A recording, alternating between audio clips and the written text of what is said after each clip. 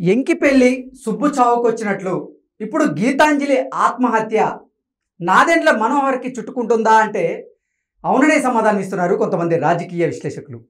ఇక ఇదే అంశానికి సంబంధించి మనతో మాట్లాడేందుకు ప్రముఖ రాజకీయ విశ్లేషకులు, ప్రముఖ సీనియర్ జర్నలిస్ట్ సిఎస్ రావు గారు మనతో ఉన్నారు. సార్తో మాట్లాడదాం. సార్ నమస్తే. సార్ నమస్తే. సార్, ఎంకిపెళ్లి సుబ్బు చావుకు వచ్చినట్లుగా ఇప్పుడు గీతాంజలి గారి ఆత్మహత్య నాదెండ్ల మనోహర్ గారికి చుట్టుకుంటున్నట్లుగా, ఆయన ఈ అంశం మీద తలపట్టుకున్నట్లుగా ఒక వార్త ఇప్పుడు సోషల్ మీడియాలో చక్కర్లు కొడుతూ ఉంది. ఏంటి సార్ అసలు గీతాంజలి గారి ఆత్మహత్యకి నాదెండ్ల మనోహర్ గారికి సంబంధం ఏంటి అసలు? డెఫినెట్గా అక్కడ జనసేన పార్టీ అభ్యర్థి నాదెండ్ల మనోహర్ తెనాలి, అంటే కూటమి అభ్యర్థి, తెలుగుదేశం పార్టీ జనసేన కూటమి అభ్యర్థి నాదెండ్ల మనోహర్. ఆయన ఇప్పటికే తెలుగుదేశం పార్టీ జనసేనని కలుపుకొని ఆడ కేడర్ని కలుపుకొని పోవాలి అనేటువంటి దాంట్లో తల బొప్పి కడుతుంది ఆయనకి. ఇలాంటి సమయంలో అంటే టీడీపీ క్యాడర్ ఆయనకి సహకరించట్లేదా లోకల్ గా? అంతే కదా, తెనాలిలో తెలుగుదేశం పార్టీ సీట్, అది తెనాలి పక్కగా తెలుగుదేశం పార్టీ గెలిచేటువంటి సీటు. అక్కడ ఆల్రెడీ ఆలపాటి రాజేంద్ర ప్రసాద్ బలమైనటువంటి అభ్యర్థి, మాజీ మంత్రి. తెలుగుదేశం పార్టీలో ఎవరైనా ఒక టాప్ 20 టాప్ 30 పేర్లు చెప్పుకుంటే ఆ 10 పేర్లలో లేకపోతే ఆ 20 పేర్లో 30 పేర్లో వినిపించేది ఆలపాటి రాజేంద్ర ప్రసాద్, మాజీ మంత్రి. ప్లస్ అలాంటి ఆయన్ని పక్కన పెట్టి నాదెండ్ల మనోహర్కి ఇస్తే అక్కడ ఉండే తెలుగుదేశం పార్టీ క్యాడర్ ఒప్పుకుంటుందా? ఈ మధ్యకాలంలో నాదెండ్ల మనోహర్ ప్రచారానికి వెళ్ళినప్పుడు ఆయన మీద దాడి కూడా జరిగింది. అవును, తెలుగుదేశం పార్టీకి సంబంధించినటువంటి వాళ్ళు ఎవరు దాడి చేసేటువంటి ప్రయత్నం కూడా చేశారు. అంటే అంత బలమైనటువంటి క్యాడర్ తెలుగుదేశం పార్టీకి అక్కడ ఉంది. కానీ జనసేన పొలిటికల్ అఫైర్స్ కమిటీ చైర్మన్గా ఆయన ఉన్నాడు, పొలిటికల్ అఫైర్స్ కమిటీకి చైర్మన్గా ఆయన ఉన్నాడు నాదెండ్ల మనోహర్. సో ఆయన ఏమో నాదెండ్ల మనోహర్ తెనాలే కావాలని చెప్పి కూర్చున్నాడు. సో దాంతో బలమైనటువంటి తెలుగుదేశం పార్టీ క్యాడరు లీడర్లు ఉన్నప్పటికీ తెనాలి నుంచి నాదెండ్ల మనోహర్కి ఇవ్వాల్సి వచ్చింది, అనివార్య పరిస్థితుల్లో ఇవ్వాల్సి వచ్చింది నాదెండ్ల మనోహర్కి. దాన్ని తెలుగుదేశం పార్టీ వాళ్ళు జీర్ణించుకోలేనటువంటి పరిస్థితి అక్కడ కనిపిస్తుంది. అలాంటి సిచ్యువేషన్లో ఈయన ప్రచారానికి వెళ్ళి అఫీషియల్గా అనౌన్స్ చేసింది జనసేన తెలుగుదేశం పార్టీ కూటమి ఆయన అభ్యర్థిత్వాన్ని అనౌన్స్ చేసింది. అలాంటి పరిస్థితులు ఆయన ప్రజల మధ్యకి వెళ్తున్నటువంటి క్రమంలో తెలుగుదేశం పార్టీ వాళ్ళేమో ఇంకా నాదెండ్ల మనోహర్ అభ్యర్థిత్వాన్ని జీర్ణించుకోలేకపోతున్నారు. ఒకవైపు చంద్రబాబు నాయుడు చెప్తున్నారు, రోజు టెలికాన్ఫరెన్స్లో చెప్తున్నారు, తర్వాత క్యాడర్ని అక్కడ ఉన్న లీడర్ని కూడా కొంతమందిని పిలిచి చెప్తున్నారు, లేదు ఖచ్చితంగా రాష్ట్ర ప్రయోజనాల కోసం మీరు కలిసి పనిచేయాల్సిందని చెప్పి చెప్తూ ఉన్నారు. ఎంత చెబుతున్నప్పటికీ కూడా అక్కడ తెలుగుదేశం పార్టీ నరాన జీర్ణించుకోకపోయినటువంటి వాళ్ళు ఉన్నారు. బలమైనటువంటి నియోజకవర్గం తెలుగుదేశం పార్టీకి. జనసేనకి ఓటేయండి అని చెప్పి అంటే సైకిల్ గుర్తుకు కాదు గ్లాసు గుర్తుకు ఓటేయండి అని చెప్తే ఇంకా కూడా వాళ్ళు ఇంకా ట్రాన్స్మిషన్ కాలేనటువంటి పరిస్థితుల్లో ఉన్నారు చాలా మంది. అలాంటి పరిస్థితుల్లో నేను ప్రచారానికి వెళ్ళినప్పుడు ఆయన మీద దాడి చేయడం జరిగింది. ఎందుకంటే తెలుగుదేశం పార్టీకి అన్యాయం చేస్తామని చెప్పి నాదెండ్ల మనోహర్ మీద దాడి చేశారు. సో ఇలాంటి సిచ్యువేషన్లో మూలిగా నెక్క మీద తాటికాయ పడ్డట్టు ఇప్పుడు గీతాంజలి ఇష్యూ వచ్చింది. మళ్ళీ ఈ గీతాంజలి ఇష్యూ ఎవరు చేశారని అంటే Telugu Desam party Janasena social media చేసింది అనేది ఇప్పుడు అక్కడ పెద్ద ఇష్యూ అవుతుంది. ఎస్పెషల్లీ ఆంధ్రప్రదేశ్ మొత్తం కాకపోయినప్పటికీ తెనాలిలో ఒక పెద్ద ఇష్యూగా మారింది. అది పెద్ద ఇష్యూగా చేశారు వైఎస్ఆర్ కాంగ్రెస్ పార్టీ వాళ్ళు. చేసి దాన్నే ఒక ప్రచారాస్త్రంగా తీసుకెళ్లేటువంటి ప్రయత్నం చేస్తూ ఉన్నారు. ఎలక్షన్స్ షెడ్యూల్ ముందు జరిగినటువంటి సంఘటన కదా ఇది. సో ఈ సంఘటనని ఎలక్షన్ వరకు తీసుకెళ్ళటానికి వాళ్ళు రంగం సిద్ధం చేసుకుంటున్నారు. దానికి సంబంధించిన ప్లాట్ఫామ్ కూడా సిద్ధం చేశారనేది మనకు అర్థమవుతుంది.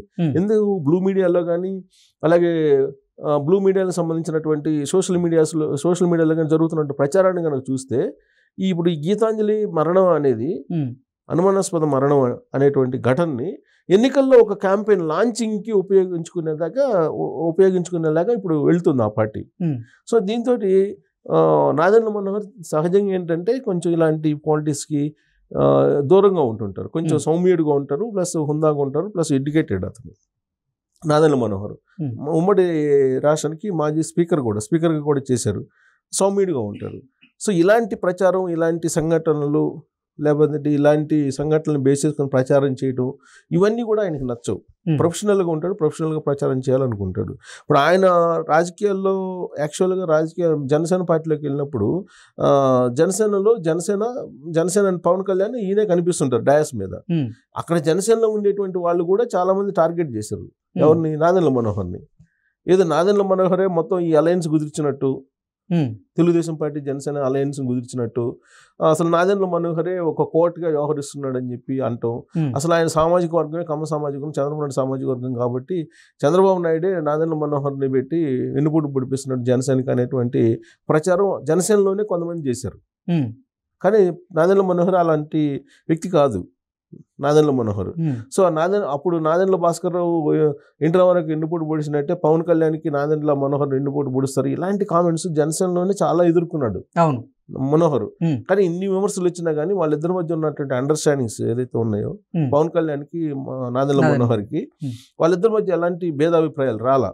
పైగా డయాస్ మీద చాలా క్లియర్గా చెప్పారు, నాదెండ్ల మనోహర్ని ఏమాత్రం విమర్శిస్తే అలాంటి వాళ్ళు నా జనసేన పార్టీలో అవసరం లేదని చెప్పి పవన్ కళ్యాణ్ అనేక సందర్భాల్లో చెప్పారు. అయినప్పటికీ కూడా జనసేనలో ఉండేటువంటి కొంతమంది వైసీపీ కోవట్లు ఎవరైతే ఉన్నారో, జనసేనలో చాలా మంది వైఎస్ఆర్ కాంగ్రెస్ పార్టీ కోవట్లు ఉన్నారు, వాళ్ళు ఏదో రకంగా నాదెండ్ల మనోహర్ని టార్గెట్గా చేసి జనసేన పార్టీని బలహీనపరచాలని చెప్పి ప్రయత్నం చేశారు.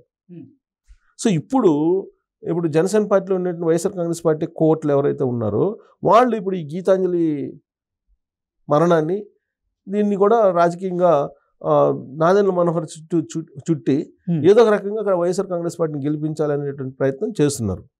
సో ఇలాంటి సిచ్యువేషన్లో ఒకవైపు ఏమో తెలుగుదేశం పార్టీని కలుపుకొని వెళ్ళలేనటువంటి పరిస్థితుల్లో నాదెండ్ల మనోహర్ ఉన్నాడు, ఇంకొక వైపు ఏమో వైఎస్ఆర్ కాంగ్రెస్ పార్టీకి అనుకూలంగా ఉన్న జనసేన సంబంధించినటువంటి వాళ్ళు ఉన్నారు. వాళ్ళని ఏం చేయాలనేది అర్థం కాని పరిస్థితుల్లో ఉన్నాడు నాదెండ్ల మనోహర్.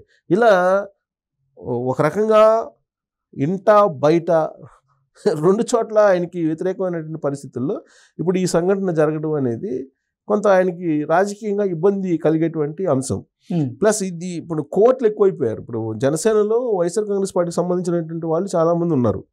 అలాంటి వాళ్ళని ఐడెంటిఫై చేయడం పెద్ద సవాలుగా మారింది ఇప్పుడు నాదెండ్ల మనోహర్కి అనేది. ఆ పార్టీలో చర్చ జరుగుతుంది. ఇంకా తెలుగుదేశం పార్టీని కలుపుకొని పోవాలంటే ఇప్పుడు అక్కడ ఉన్నటువంటి ఆలపాటి రాజా దగ్గరుండి, రాజేంద్ర ప్రసాద్ దగ్గరుండి ప్రచారం చేయాలి. ఆయన కూడా ప్రయత్నం చేస్తున్నారు, దగ్గరుండి ప్రచారం చేయించి నాదెండ్ల మనోహర్ని గెలిపించాలి, పొత్తు ధర్మాన్ని పాటించాలి, పొత్తు ధర్మాన్ని పాటించి విజయవంతం చేసేలాగా చూడాలని చెప్పి ఆయన కూడా ప్రయత్నం చేస్తున్నాడు. అయినప్పటికీ కూడా తెలుగుదేశం పార్టీ క్యాడరు ద్వితీయ శ్రేణి తృతీయ శ్రేణి కలిసి రావటానికి టైం పడుతుంది అక్కడ. ఎందుకంటే అక్కడ బలమైనటువంటి క్యాడర్ ఉంది కదా. సో కలిసి రావడం అనేది అంత ఈజీ కాదు, టైం పడుతుంది. ఇలాంటి టైం బట్టి ట్రాన్స్మిషన్ పీరియడ్లో ఈ గీతాంజలి సంఘటన రావడం అనేది ఒక బ్రేక్ పడినట్టు అయిపోయింది నాదెండ్ల మనోహర్కి.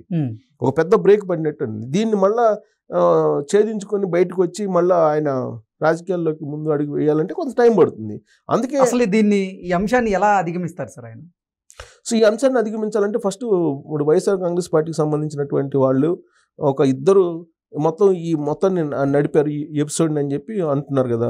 ఆ ఇద్దరు బయట రావాలంటే ముందు వీళ్ళు తెలుగుదేశం వాళ్ళు కూడా అంటుంది అదే, జనసేన వాళ్ళు కానీ తెలుగుదేశం వాళ్ళు కానీ తెనాలిలో ఉండేటువంటి వాళ్ళు ఏమంటున్నారు, ముందు అసలు తెనాలిలో సీసీ ఫుటేజ్ బయటికి తీయండి, తెనాలి రైల్వే స్టేషన్లో ఉండే సీసీ ఫుటేజ్ తీయండి, ఆవిడ అసలు రైలు కింద పడ్డారా, రైలు కింద తోసారా ఎవరన్నా, అసలు ఏం జరిగింది అనేది బయటకు వస్తుంది. ఇప్పటికే కొంతమంది అనుమానిస్తూ అరెస్ట్ చేశారు పోలీసులు, నిజాయితీగా మీరు విచారణ చేయండి అని చెప్పి చెబుతున్నారు. అది కనుక బయటకు వస్తే ఇమీడియట్గా అసలు ఏం జరిగింది అనేది పోలీసులు కనుక చెప్పగలిగితే దాన్ని ఇమీడియట్గా దీని నుంచి బయటకు పడచ్చు ఎవరు, నాదెండ్ల మనోహర్. బయట పడటంతో పాటు అది అడ్వాంటేజ్ కూడా అయ్యేటువంటి అవకాశం, నిజాలు బయటకు వస్తే, నిజాలు ఏం జరిగింది అనేది బయటకు వస్తే అడ్వాంటేజ్ కూడా అయ్యే అవకాశం ఉంది. కానీ ఆ లోపల ఇప్పుడు వైఎస్ఆర్ కాంగ్రెస్ పార్టీ ముందుకెళ్ళిపోతుంది కదా, ఈ గీతాంజలి మరణాన్ని చూపించేసి ప్రజల్లో సానుభూతి క్రియేట్ చేసుకునే ప్రయత్నం చేస్తుంది. సో దాన్ని ఇమీడియట్గా ఛేదించాలంటే నాదెండ్ల మనోహర్కి ఇప్పటికిప్పుడైతే సాధ్యం కాదు. ఒకవేళ పోలీసులు కనుక ఈ కేసుని సీరియస్గా తీసుకొని ఇన్వెస్టిగేషన్ చేసి నిజాలను కనుక బయట పెట్టగలిగితే అది అడ్వాంటేజ్ అవుతుంది. అప్పుడు నాదెండ్ల మనోహర్ బయటపడేటువంటి అవకాశం. లేదంటే ఈ సింపతి వేవ్ ఏదైతే ఉందో, సింపతి వ్యవహారం, ఈ సింపతి దాన్ని ఇంకొంచెం పెంచుకునే దానికి ప్రయత్నం చేస్తుంది వైఎస్ఆర్ కాంగ్రెస్ పార్టీ.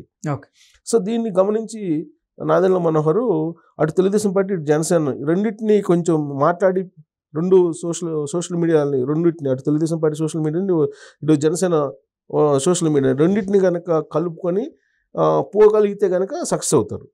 సక్సెస్ అయ్యేటువంటి అవకాశం ఉంది.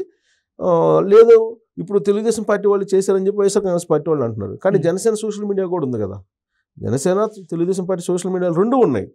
సో ఈ రెండు సోషల్ మీడియాలు కలిసి అసలు అక్కడ వైఎస్ఆర్ కాంగ్రెస్ పార్టీ సోషల్ మీడియాలో ఏం జరిగింది, ఆ ఇద్దరు ఎవరు, అసలు ఏం జరిగింది గీతాంజలి విషయంలో అనేది బయటపెట్టి ప్రజల్లో కనుక అవేర్నెస్ కల్పించగలిగితే, ఇప్పుడు లోకేష్ ట్వీట్ చేశాడు, శవాల మీద శవ రాజకీయాలు చేస్తున్నారు వైఎస్ఆర్ కాంగ్రెస్ పార్టీ వాళ్ళని.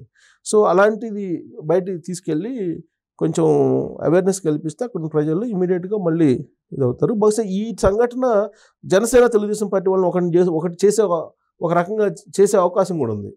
ఎందుకంటే వైఎస్ఆర్ కాంగ్రెస్ పార్టీ అగ్రెసివ్గా వెళ్తుంది కాబట్టి ఈ సంఘటన మీద ఇప్పుడు జనసేన తెలుగుదేశం పార్టీ కొంత గ్యాప్ ఉంది కదా, ఈ గ్యాప్ పూడిపోయేటువంటి ఛాన్సెస్ కూడా లేకపోలేదు. అది ఒక రకంగా కలిసి వచ్చిన అవకాశం ఎవరికి, మనోహర్కి. చూడాలి, దీని చుట్టూ తెనాలి రాజకీయం తిరుగుతుంది.